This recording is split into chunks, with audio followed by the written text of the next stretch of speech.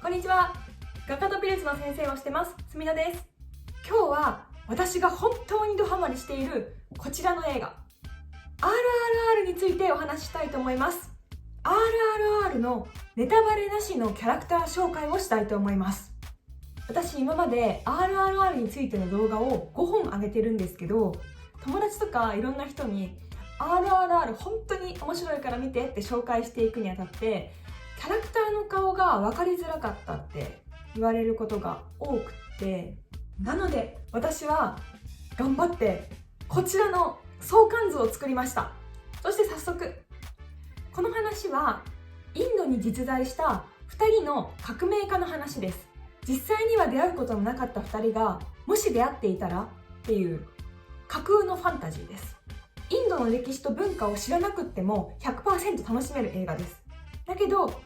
少し知っていたらさらに 200% 楽しめちゃう、そんな映画になります。なのでまずはこのキャラクター紹介から見てください。相関図の説明の前にあらすじを話したいと思います。舞台は英国植民地時代のインド。英国軍にさらわれた幼い少女を救うため立ち上がるビーム、大義のため英国政府の警察となるラーマ。熱い思いを胸に秘めた男たちが運命に導かれ出会い、唯一無二の親友となる。しかしある事件をきっかけに究極の選択を迫られることに。彼らが選ぶのは友情か使命か。これが大まかなストーリーです。主人公が2人いて、こちらのビームとラーマなんですけど、まずは連れ去られた少女を救う使命を帯びてディリーにやってきた主人公ビームとその仲間のゴーンド族の人たちを紹介します。この人がビームです。この人はものすごく力持ちです。ビームが助けたいというふうに思っている少女がこのマンリですね。マンリはゴーンド族の村でお母さんと幸せに暮らしていたんですけど、歌とヘナタトゥーがすごく上手くて、それを英国の総督夫妻に気に入られて連れて行かれてしまいました。そしてそのマンリを助けるために一緒に来た仲間が3人います。それがこちらのラッチュ、ジャング、ペッタイヤになります。ペッタイヤはビームの叔父だそうです。そしてこちらのビームの滞在先になっているのがムスリムの親方の家族なんですね。インドにはいろいろな宗教があるんですけども、ゴーンド族が暮らしているハイデラバード付近の森にはイエメンからムスリムがたくさん移住してきたっていう歴史があるらしくて、そこで多分ゴーンド族の人たちとムスリムの人たちが仲良くなったんだと思います。そしてたまたまデリーに住んでいたムスリムの家族のところにつてのあったビームは滞在することになって、こちらの家族にお世話になりながらデリーで生活を送っていました。でもデリーでは念のため偽名を使っています。本当はコムラムビームっていう名前なんですけど、アクタルという名前で生活してますので、途中まではアクタルっていう名前で映画が進むので気をつけてください。そして次はラーマとラーマの同郷の仲間たちを紹介します。ラーマの本名はアルーリ・ラーマラージュ。ラーマはディリーにはある使命を帯びて警察官として来ています。ラーマの警察官としての唯一の相談相手がラーマの叔父であるベンカテスワルルです。ベンカテスワルルにとってラーマは甥っ子にあたります。同じ村から2人で警官として潜入しています。そしてこのベンカテスワルルの兄がラーマの父親になります。ベンカタという名前でベンカタ・ラーマラージュです。ベンカタは村のリーダーをしています。この人の奥さん、ラーマのお母さんの名前はサロージニです。名前は出てないんですけど、ボヤと呼ばれている小さな弟がいます。そしてラーマの同郷でもう一人重要人物、この人はシータという綺麗な言い名付けがいます。シータも重要人物なのでよく覚えておいてください。そして次に大英帝国のメンバーを紹介していきます。まずこの中で一番重要なのがスコット総督、本名はスコット・バクストンですね。それと奥さんのキャサリンです。キャサリン・バクストン。この2人がヘナタトゥーと歌がうまかったマンリをさらってしまうんですね。そして物語がスタートします。そしてこの大英帝国の方で重要人物がジェニーです。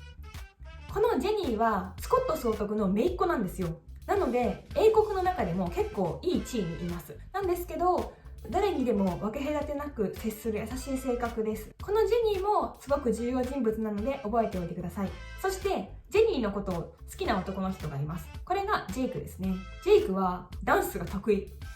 そういうキャラなのでぜひ楽しみにしててください。そしてラーマの実力を買っている警察官の上司がいます。この人はフィリップっていうみたいなんですけど、ラーマの実力を買ってラーマが捜査官としてふさわしいという風に推薦しています。あとは RRR ファンの中ではキッキンおじさんって呼ばれているロバートっていう門番も何回か登場するので見てみてください。そして意外と日本にファンが多いのがエドワードですね。エドワードはスコット総督の留守を預かったりしている、おそらく秘書になると思います。とても従順なスコットの部下ですね。あとニザーム藩王国の使者のおじさんも書かせていただきました。この人がマンリを連れ去ったスコット総督に警告をしたことからこの物語は始まると言っても過言ではないです。この人は大英帝国統治時代のインド人の中で一番豪華な格好をしてるんですよ。なんか宝石とかたくさんつけてて、で多分この人は王族の使者なので大英帝国と対等にコミュニケーションが取れる唯一のインド人って多分王族の人たちなんですね。王族の使者なのですごくきらびやかな宝石とかを身につけているんだと思いました。その辺もぜひチェックしてみてください。そして最後に創造神 SS ラージャマウリ監督をぜひ覚えておいてください。この人はもうファンの中ではもうめちゃめちゃ神の存在、もう創造神なんで神です。ぜひこの人も覚えておいてください。はい、以上が人物の簡単な紹介でした。私から RRR を見るにあたって3つのメッセージがあります。まず1つ目、 RRR は3時間あるんですけど、これはものすごくお得だという風に捉えていただきたいです。私的にこの映画は世界で一番の映画で最強の映画なんですよ。それを3時間も浴びれる、普通の映画と同じ価格で3時間も浴びれるんですよ。めっちゃお得です。確かにちょっとトイレに行きたくなっちゃうかもしれないっていう心配をする方はいるかもしれないんですけど、対策をお伝えするのでぜひ足を運んでいただきたいです。心配な方はお餅を食べてカフェインとアルコールを控えてお腹にカイロ貼るといいと思います。そして2つ目、私もう14回も RRR 見てて、今はいかに大きな画面でいい音響で RRR を浴びるか考えてるんですよ。つい先日、私の人生初のグランドシネマサンシャイン池袋っていうところの5600円のグランドクラスのブルジョワシートで RRR を IMAX で浴びてきたんですよ。5600円もしたけど本当に良かった。本当に最高でした。めちゃめちゃ見やすくて、初めての高級シートが RRR で本当に最高でした。私の後世まで語り継ぎたい素晴らしさだったんで、ぜひ5600円払う価値のある映画だというふうに私が思っているということはお伝えしたいです。そして3つ目、これは本当に人生を変える映画です。私の人生、もうこんな風に YouTube に出て喋っちゃってる私の人生も変えてますし、人生を変えるかもしれない大傑作です。今まで映画っていうのを読み解くものだと思ってたんですよ。ストーリーがこうなってこうなってこうなってこうなって、ああこういうことだったのかってなって、きっとこの監督さんはこういうことが言いたかったんだろうなとか思って終わりみたいな感じだったんですけど、もう RRR を見たら変わっちゃって、映画っていうのは浴びたり使ったりするものなんだなって。 RRR っていうのは本当にあまりにも素晴らしいところが多すぎて、何かこうエナジードリンクを浴びてるみたいな感じで、脳からこういろんな物質がドバドバ出て、デトックスなのか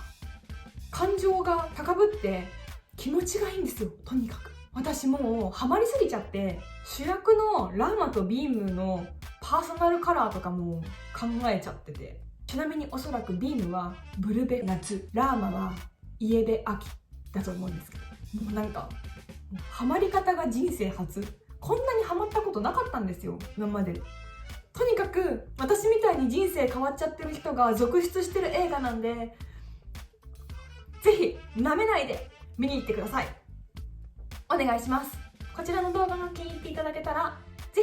ひいいねとチャンネル登録をお願いします。普段は画家と美術の先生をしてます。すみなでした。